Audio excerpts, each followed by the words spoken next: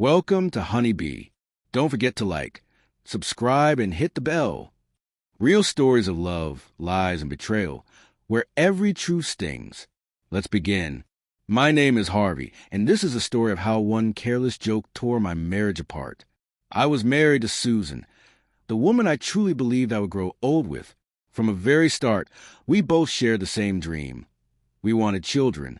Even before our engagement, we spent countless nights imagining our future together.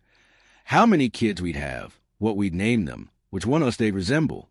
We pictured a big, happy family, a noisy dinner table, and a house full of toys. I could already see myself teaching a little boy how to ride a bike, or reading bedtime stories to my daughter. Susan adored children, too. She spoke about them with so much excitement, often sending me videos of cute toddlers saying, "One day, that'll be us." When we finally got married, we didn't want to wait. After years of dreaming, we were eager to start a family right away. So, as soon as we exchanged our vows, we began trying for a baby. At first, it was exciting. Every month felt like a fresh chance, a new beginning. We even turned it into a playful guessing game, wondering if we'd have a boy or a girl first. Susan brought home baby name books, and we'd spend evenings imagining whose nose or smile our child would inherit. But month after month, nothing happened. At first, we laughed it off, thinking it was just a matter of timing. Everyone always says, "Don't stress, it will happen when you least expect it." So, we relaxed and told ourselves it would happen when it was meant to. But as the months turned into a year and then two, our excitement faded. That little game we played turned into quiet hope, then silent disappointment. Every negative test hurt a little more, and each month felt heavier than the last. By the start of year 3, it was no longer something we could ignore. The baby name books gathered dust on a shelf, and talk of nursery colors stopped altogether. Susan pretended she wasn't worried, but I saw it in her eyes. What used to make her light up now made her look away. Finally, we decided to get checked. The tests were routine, blood work, a few other assessments, and then came the waiting. We hoped for something small, something fixable.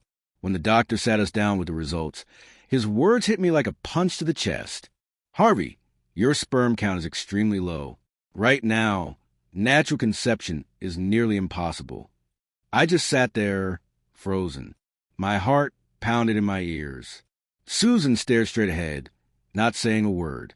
The doctor explained that I wasn't completely infertile. There was still a small chance. He recommended hormone boosters, strict diet changes, and regular exercise. But all I heard was the one thing that mattered. I couldn't give Susan the family we had always dreamed of.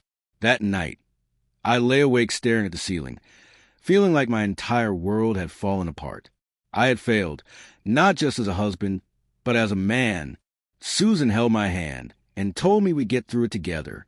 But as the days passed, her actions didn't match her words. She avoided conversations about babies. Whenever friends talk about pregnancy or share baby pictures, she quickly changed the subject or walk away. And while that reaction made sense, the real problem was what came after. Her quiet anger, the tension that lasted for days, sometimes weeks. At first, I thought she was just processing everything like I was. But then the little jabs began. "I just don't get it," she said once over dinner, shaking her head. "How can two healthy people struggle to conceive? Maybe if we'd started earlier, things would be different." She said it casually, but every word cut like a knife. I began to fear she would leave me. At first, it was just a passing thought. But as time went on, it became an obsession, something that never left my mind. I tried to brush it off, telling myself I was overthinking, but her behavior kept confirming my fears. She started coming home late, always with excuses like, "I grabbed dinner with the girls," or "I just needed some time to think." At first, I believed her, but soon it became a pattern. When she was home, she barely spoke to me. She no longer kissed me goodnight, or fell asleep with her head on my chest. Her warmth was gone. One night, I finally asked, "Susan, are we okay?" She sighed and rubbed her forehead, looking exhausted. "I don't know, Harvey. I just wish things were different." That broke me. I had done everything. taken the boosters, changed my diet, exercised daily, followed every piece of advice the doctor gave us. But nothing fixed the distance between us. The silence in our home became deafening. Some nights, I sat in the living room staring at old photos of us, pictures where we were smiling, hopeful.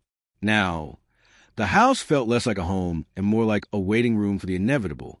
Her words hurt more than yelling ever could. It's just frustrating, seeing everyone else move forward while we're stuck. Maybe we weren't meant to have kids together. She never shouted or directly blamed me, but her comments tore me apart. Then came the night everything ended. We were at a friend's casual backyard gathering. I was in the mood to socialize, but Susan seemed to be having fun, laughing and drinking more than usual. At some point, the topic of kids came up. A couple had just announced they were expecting, and everyone was congratulating them. Then someone turned to us and asked jokingly, "So when are you two giving us a baby to spoil?" Susan laughed and, without missing a beat, said loud enough for everyone to hear, "Oh, please. Harvey isn't even man enough to get me pregnant." The whole yard went silent. Conversation stopped. People looked at me, then quickly looked away. I didn't yell. I didn't ask her why she would say something like that. I just stood up, walked out, and never looked back. When I got home, I packed a duffel bag, just the essentials, and left for the first time in years. I felt peace. The next morning, when I turned my phone back on, I saw dozens of messages. Friends checking in, Susan asking where I was, asking if I was upset. "It was just the drink," she wrote. No apology, no regret, just an excuse. I didn't reply. Days later, she found the letter I left on her dresser. It said, "I stayed through everything, the fights, the disrespect. But if my deepest pain is just a joke to you, then I have no place here." She started calling me after that, messaging me nonstop, asking me to come home. I never answered. A week later, she received the divorce papers. That was my final answer. I moved to a new city and started over. It was hard at first, learning to be alone, rebuilding my life from scratch. But with time, I found peace. I learned to let go of the pain. Then I met Naomi. She was kind, patient, and supportive. For the first time in years, I felt truly wanted.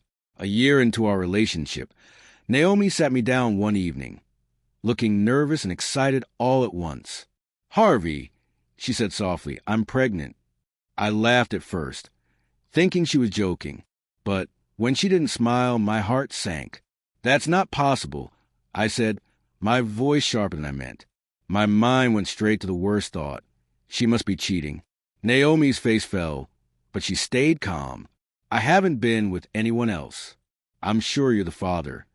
I demanded a paternity test. She agreed immediately. The wait for the results was unbearable. When the results came back, I read them over and over. I was a father. Shocked, I booked an appointment with a fertility clinic. They confirmed that my sperm count had improved dramatically. Whether it was my healthy lifestyle or just time, I was no longer infertile. The irony wasn't lost on me. If Susan had just waited, if she had stayed with me instead of tearing me down, we could have had the family we dreamed of. But as I looked at Naomi, I realized I had no regrets. My first marriage had been full of pressure and unspoken resentment. But with Naomi, there was love without conditions. I never heard from Susan again. Maybe she moved on. Maybe she had kids. Maybe she convinced herself she'd done nothing wrong. I don't know, and I don't care. Some doors are meant to stay closed. I'm grateful life gave me a second chance, a chance to be with someone who loves me for who I am, not what I can give her. If there's one lesson I want people to take from my story, it's this: patience and respect matter. If you truly love someone, you don't throw their pain in their face. You don't humiliate them, especially not in front of others. Love is about staying when things get hard, choosing kindness, even when you're frustrated. Susan had that choice, and she chose to hurt me instead. Her words left scars, ones I'll never forget. But I'm glad it happened, because it led me here to a life filled with love and peace. That's my story. If you were in my shoes, what would you have done? Would you have given Susan another chance, or walked away like I did? Let me know in the comments, and share this with someone who might need to hear it. Until next time, take care